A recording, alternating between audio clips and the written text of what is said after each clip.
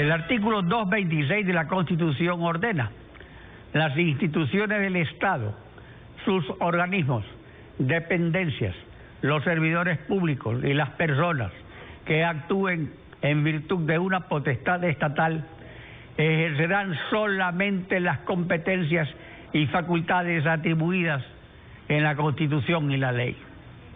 Raúl Tello, asambleísta por Pastaza del Bloque de Integración Nacional, buen día, bienvenido a Contacto Directo. Buenos días, muchas gracias, un saludo a todos los televidentes, a las órdenes. Usted asevera que los jueces constitucionales violaron este artículo de la Constitución. ¿Por qué?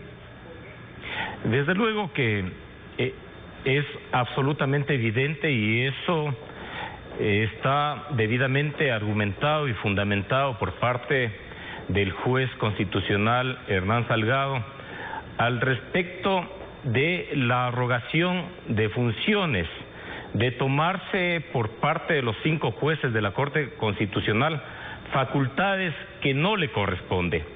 En el tema del matrimonio igualitario no está en discusión los derechos de las personas.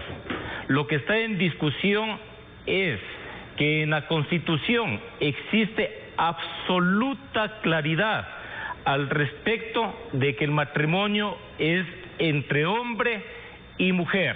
El artículo 67 es imperativo y la facultad de la Corte Constitucional es de interpretar, pero no cabe la interpretación si existe una norma absolutamente clara. Aquí no cabe la posibilidad de que la Corte Constitucional realice una interpretación, porque además el artículo 427 de la Constitución... a la interpretación, la propia Constitución señala sus reglas de interpretación. Precisamente el artículo 427 expresa: las normas constitucionales se interpretarán por el tenor literal, que más se ajuste a la Constitución en su integralidad. Añade, en caso de duda, se interpretarán en el sentido que más favorezca a la plena vigencia de los derechos y que mejor respete la voluntad del constituyente y de acuerdo con los principios generales de la interpretación constitucional. Estos principios, que se enseñan en Introducción al Derecho al comenzar la universidad, están en el Código Civil. ¿Se respetó el texto literal de la Constitución o se lo interpretó extensivamente, en este caso del artículo 67?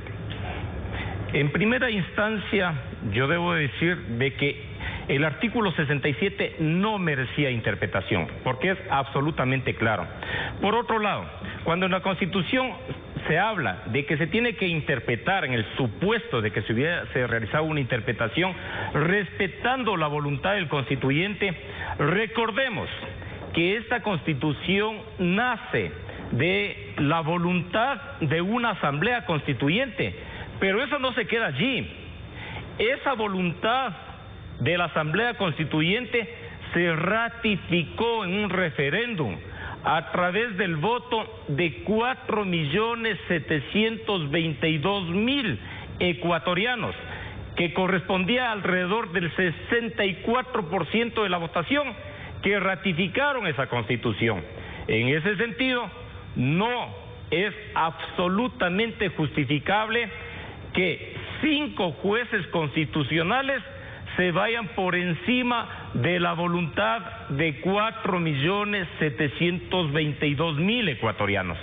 Ahora, el fundamento de los jueces para su arbitraria interpretación extensiva es el artículo 424 de la Constitución, para los derechos más favorables que reconozcan los tratados internacionales.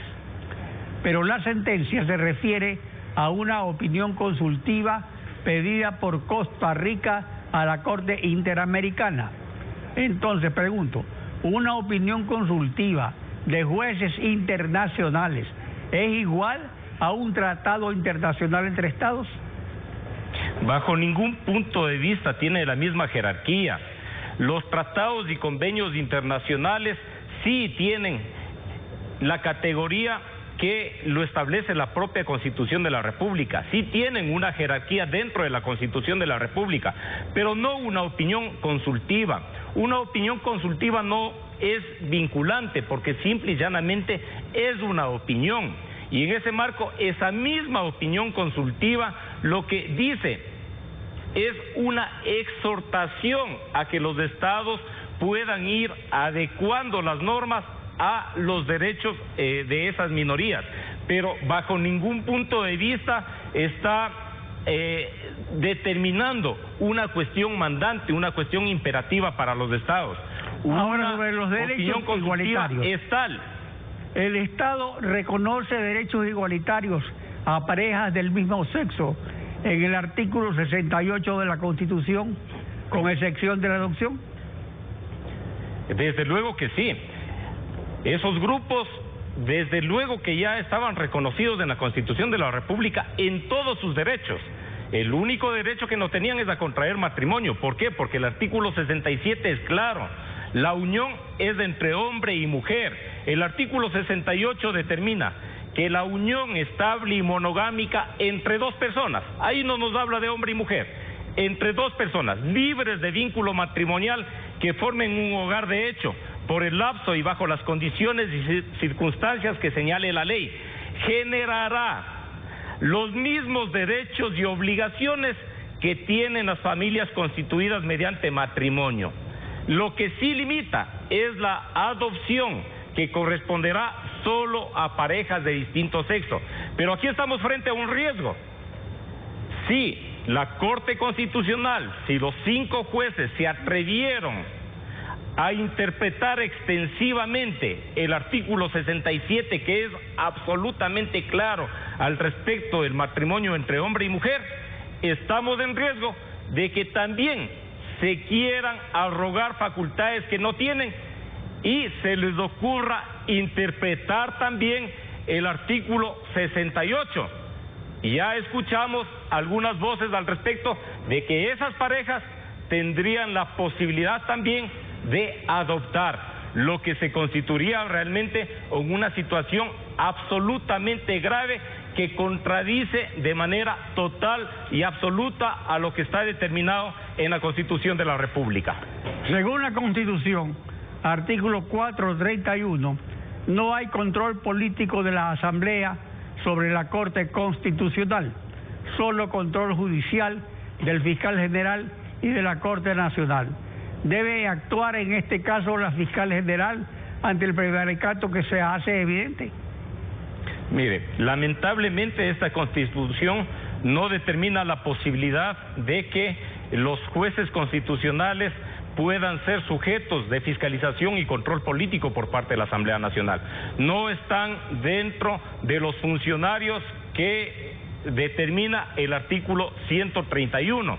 En ese sentido, le dejaron a la Corte Constitucional con un poder omnímodo, pero desde luego que desde el ámbito de la justicia se tiene que intervenir, y no únicamente eso, la propia Corte Constitucional, que es quien tiene que determinar los dictámenes para consulta popular, en la finalidad de rectificar todo esto que hicieron mal, deberían, con sus dictámenes, en el caso de haber solicitudes de consulta popular, tramitación de procesos de consulta popular, dar la posibilidad de que sea el pueblo ecuatoriano que se pronuncie.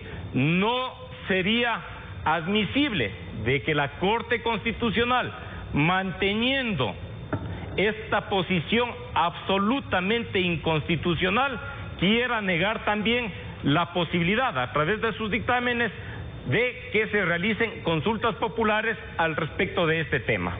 Raúl Tello, asambleísta, gracias por acompañarnos en Contacto Directo.